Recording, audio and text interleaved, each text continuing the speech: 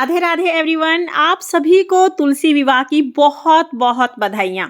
Friends, आज की video में हम जानेंगे कि तुलसी विवाह के बाद तुलसी मैया की विदाई कब की जाती है, कैसे की जाती है, कौन कौन सा सामान हमें उनके साथ भेजना है और विदाई हमें कहाँ करनी है। तुलसी मैया की विदाई के विषय में संपूर्ण जानकारी आपको आज की वीडियो में मिलेगी, इसलिए वीडियो को आप अंत तक जरूर देखना। तो चलिए वीडियो शुरू करते हैं। देखिए, देवउठनी एकादशी के दिन तुलसी जी का विवाह शालिग्राम भगवान से हम करते हैं। देखिए, जब हम तुलसी जी की विदाई करेंगे तो तुलसी जी की आरती हम उतारेंगे। जैसे घर की बेटी जब जाती है, बेटी जमाई जब जाते हैं तो हम उनकी आरती उतारते हैं, तिलक करते हैं। उसी तरह से तुलसी जी की आरती उतारेंगे, तुलसी जी को तिलक करेंगे, शालिग्राम भगवान को तिलक करेंगे, आरती उतारेंगे। और कब करनी है हमने विदाई?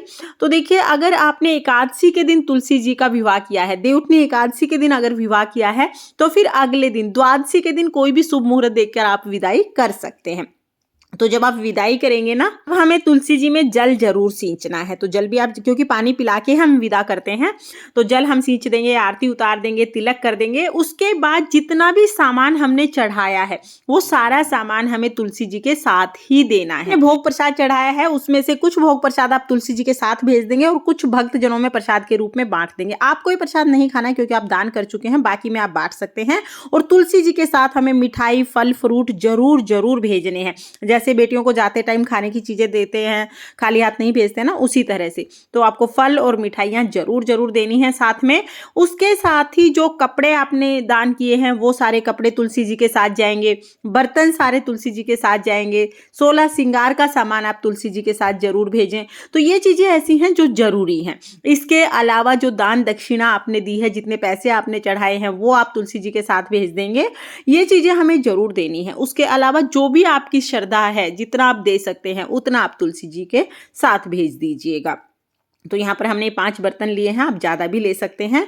और जो सुपारी से गणेश जी हमने बनाए थे वो साथ नहीं जाएंगे, वो हमारे पास ही रह जाएंगे।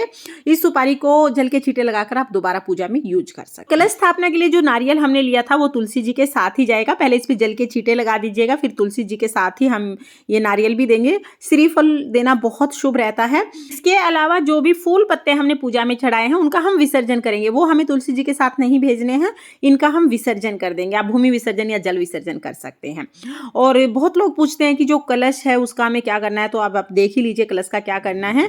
तो कलश का जो जल है उसके छींटे हम पूरे घर में लगा देंगे और बाद में ये जो जल है वो पौधों में सींच देंगे। अब जब पौधों में सींचेंगे तो इसमें से हमें सुपारी और सिक्का मिलेगा, वो आप अपने पास रख लीजिएगा, दोबारा पूजा में यूज कर सकते हैं। तो ये करना है कलश का।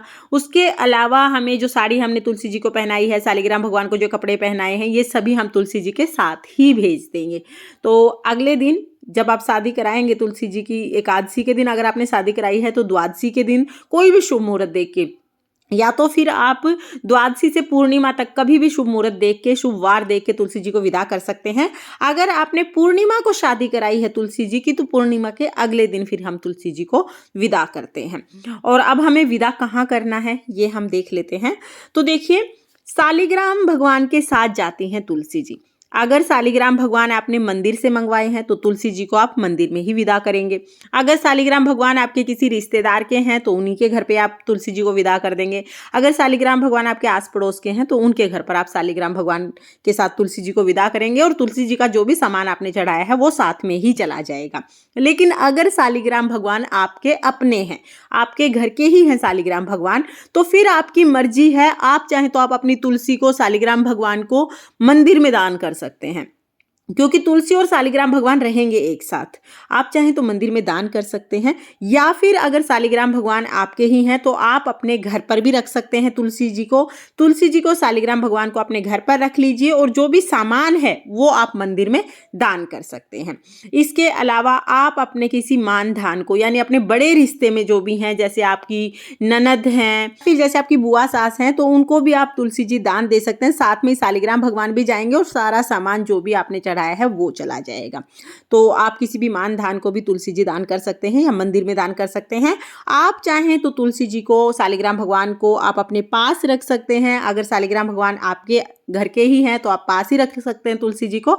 फिर इस सिचुएशन में आप क्या करेंगे, जो भी सामान है वो आप मंदिर में दान कर देंगे। हाँ, जब हम तुलसी जी को विदा करते हैं तो गले जरूर मिलिएगा। जैसे बेटी से गले मिलते हैं ना, उसी तरह से हम तुलसी जी से गले मिलते हैं और तुलसी जी के आरती जरूर उतारते हैं। फ्रेंड्स, इस तरह से बहुत ही सरल तरीके से आप तुलसी जी की विदाई कर सकते हैं। तुलसी जी का विवाह देवउठनी एकादशी से पूर्णिमा तक कभी भी आप कर सकते हैं और विवाह के बाद कोई भी शुभ दिन शुभ मुहूर्त देख के तुलसी जी की विदाई कर देते हैं। तो जिस दिन हम विवाह करेंगे उस दिन तो शाम हो जाती है, तो रात के समय तो तुलसी जी को विदा नहीं करते हैं। फिर नेक्स्ट डे हम, अगर अच्छा शुभ दिन पड़ रहा है तो नेक्स्ट डे विदा कर सकते हैं। आई थिंक तुलसी जी की विदाई से रिलेटेड सारे आपके डाउट्स क्लियर हो गए होंगे, लेकिन फिर भी कोई डाउट है तो आप कमेंट करके पूछ सकते हैं। मैं रिप्लाई करने की पूरी कोशिश करूंगी। और तुलसी जी की विदाई का एक छोटा सा वीडियो आपको कैसा लगा कमेंट करके जरूर बताना। अगर वीडियो आपको पसंद आया हो, वीडियो आपके लिए थोड़ा बहुत भी यूजफुल हो, तो प्लीज वीडियो को लाइक कर देना। और हम महिलाएं घर में तीज त्योहार कैसे करते हैं ये देखने के लिए मेरे चैनल को सब्सक्राइब कर लेना। तुलसी माँ की कृपा आप सभी पर बनी रहे। जय माँ तुलसी। राधे राधे।